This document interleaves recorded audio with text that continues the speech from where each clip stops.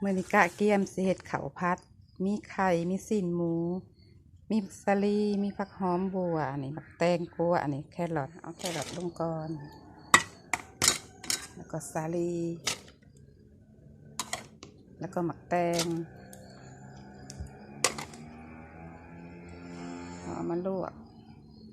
เพื่อให้มันสุกแน่เขาจึงขัวบัวให้มันสุกเลยจากนั้นเอากระซ้อนตักขึ้นมาผักมันเย็น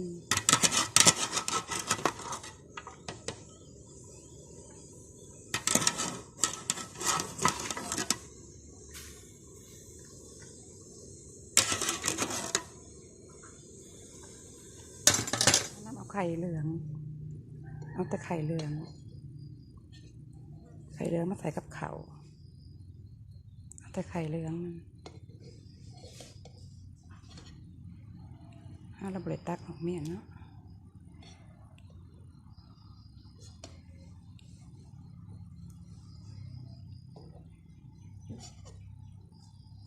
มาคลุกข้าวให้มันเข้ากัน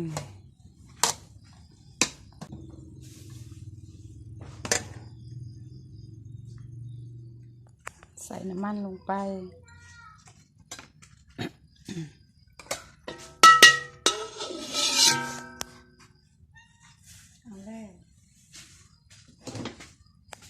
เอาหอมเทียมลง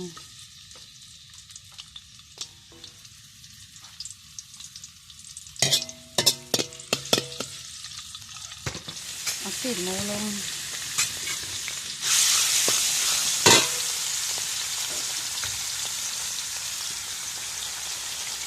ซีอิ๊วใส่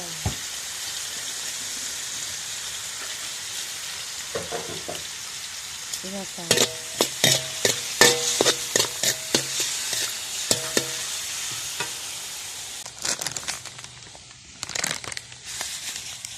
ตาล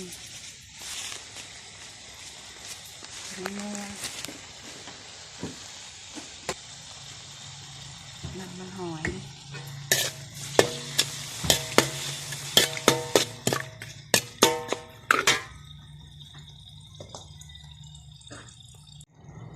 สุกแล้วเขาตักออก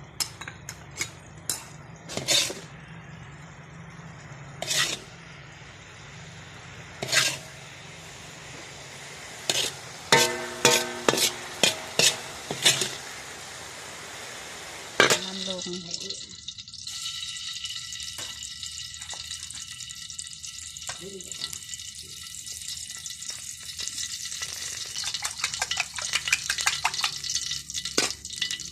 ไปเอาไข่ขาวลง